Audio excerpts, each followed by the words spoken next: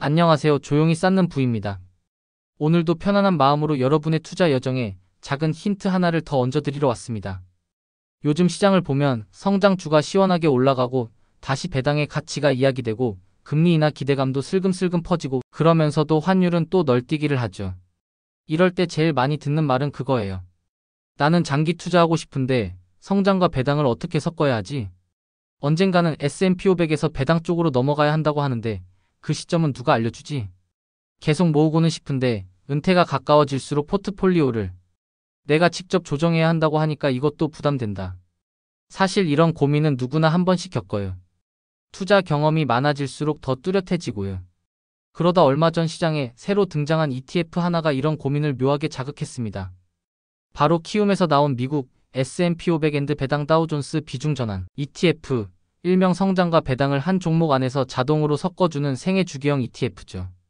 제가 오늘 드리고 싶은 이야기는 이 상품 자체의 좋고 나쁨을 떠나서 도대체 왜 이런 ETF가 등장했고 지금 같은 시장 환경에서 이 흐름을 어떻게 바라보면 마음이 좀 편해질까? 그리고 나 같은 개인 투자자가 어떻게 사용하면 덜 흔들리고 더 꾸준해질까? 이런 부분이에요. 오늘 영상 끝까지 보시면 지금 우리가 어떤 시점에 서 있는지, 성장과 배당의 균형을 어떻게 가져가야 할지, 그리고 매달 흔들리는 마음을 어떻게 정리해야 할지 한 번에 잡힐 겁니다. 혹시 여기까지 들으셨다면 구독과 좋아요로 함께 해주시면 큰 힘이 됩니다. 그럼 오늘 이야기 이제 시작합니다. 요즘 시장을 보면 재밌는 흐름이 있어요. 불과 몇 해 전만 해도 다들 성장이 답이다라고 외치던 분위기였는데 금리 인상 사이클이 진행되고 고물가가 길어지고 은퇴 시계를 바라보는 사람들이 늘어나면서 배당과 현금 흐름을 찾는 수요가 크게 올라왔죠.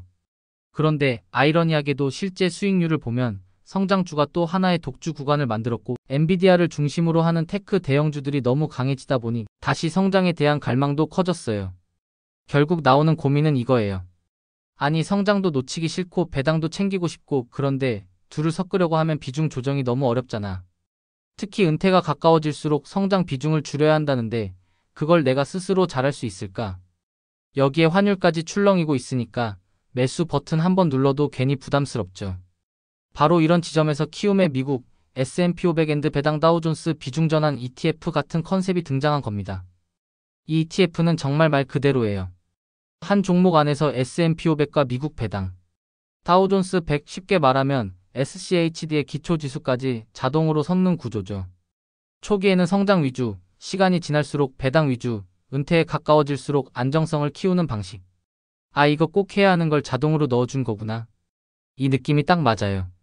우리가 평소에 듣던 말 있죠. 젊을 땐 성장, 중년에는 균형, 은퇴 이후에는 배당. 근데 그걸 현실에서 스스로 실천하는 게 정말 쉽지가 않아요. S&P 500을 15년 모았다가 그걸 팔고 배당 ETF를 사고 세금 내고 타이밍 맞추고 다시 재배분하고 그 과정이 너무 번거롭고 무엇보다 언제? 라는 질문 앞에서 다들 머뭇거리죠. 이 ETF는 그 언제를 기초지수 안에 아예 박아놓은 상품이에요. 적립기에는 성장 75%, 배당 25%. 전환기에 가까워지면 조금씩 줄어들고 은퇴 이후에는 배당 위주 75%, 성장 25%로 고정됩니다. 여기에 월배당 구조까지 얹었죠. 그러니까 생애주기 ETF인데 채권이 아니라 배당 성장주를 파트너로 둔 구조인 거예요. 이게 요즘 시장의 정서와 꽤 잘 맞아요. 성장은 여전히 필요해요. 아이폰 팔리고 클라우드 늘고 AI로 세상이 바뀌고 이런 성장의 속도는 앞으로도 이어질 거예요. 하지만 인간이 늙는 속도는 기술보다 느리죠. 은퇴는 분명히 다가오고 월 단위의 현금 흐름은 반드시 필요해지고요. 그래서 결국 포트폴리오는 성장과 현금 흐름 사이 어딘가에서 균형을 찾게 되어 있어요. 근데 그걸 자동으로 해주는 기계 같은 ETF가 등장한 셈이죠. 사람이 직접 하면 왜 어려울까요? 시장은 늘 출렁이고 계좌는 오르락 내리락하고 우리는 감정이 흔들리기 때문이에요.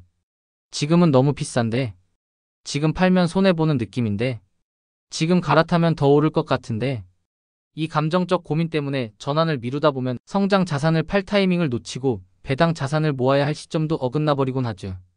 그런데 자동 전환 구조는 그런 감정의 개입을 줄여줘요. 내가 그냥 계속 들고만 있으면 어느새 성장 비중이 줄고 배당 비중이 올라가 있고 월배당도 조금씩 늘어가는 구조가 되니까요. 누가 보면 별거 아닌 것 같지만 투자해서 아무것도 안 하는 것이 제일 어렵다는 걸 아는 사람은 이 구조의 가치를 바로 알아요. 특히 장기 투자와 노후 준비를 동시에 하는 사람들일수록 더 그렇죠.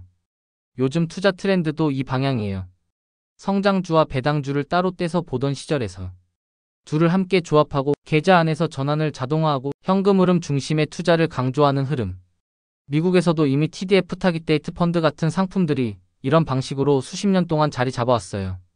한국에서는 채권 중심 구조가 많았지만 요즘은 배당 중심 형태가 점점 수면 위로 올라오는 중이죠. 그럼 이런 상품을 실제로 투자 관점에서 어떻게 바라볼까요? 저는 이렇게 생각해요. 내가 매년 비중을 조절하기 어려운 사람이라면 내가 마음 약해질 때 대신 규칙을 지켜줄 도구 하나쯤은 꼭 있어야 한다. 그게 뭐가 돼도 좋아요. 키움 ETF일 수도 있고 다른 생애주기 ETF일 수도 있고 혹은 계좌 안에 자동 매수 규칙일 수도 있어요. 중요한 건 정한 날, 정한 금액, 정한 행동을 꾸준히 지키는 구조를 만드는 거죠. 성장 투자에 대한 믿음이 있다면 S&P 500 지수는 장기적으로 충분히 경쟁력이 있어요. 배당 중심 투자에 대한 믿음이 있다면 SCHD 기초 지수는 배당 성장성과 재무 건전성 측면에서 매우 검증된 지수예요. 이 둘을 자동으로 섞어주는 기초 지수는 장이 오를 때도 흔들릴 때도 은퇴가 다가올 때도 그 속도와 무게를 맞춰주는 장치처럼 작동합니다. 결국 이런 상품의 정답은 이게 좋아 보이니까 써야 한다가 아니라 내가 흔들리지 않고 오래 갈 수 있게 만들어주는가? 여기에 있어요. ETF 자체보다 더 중요한 건 내가 평생 가져갈 투자 습관과 시스템이기 때문입니다. 혹시 올해 들어 투자 계획이 조금 흐트러졌나요?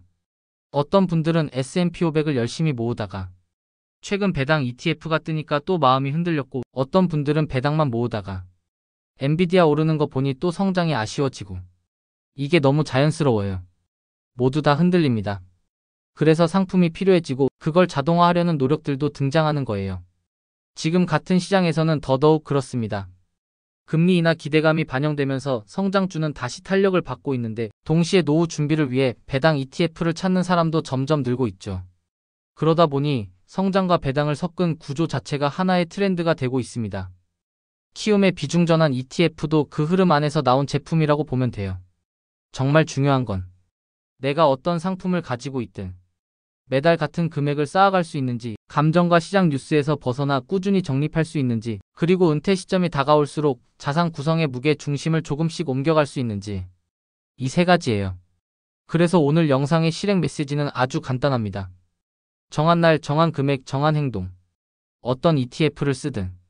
성장은 성장대로, 배당은 배당대로.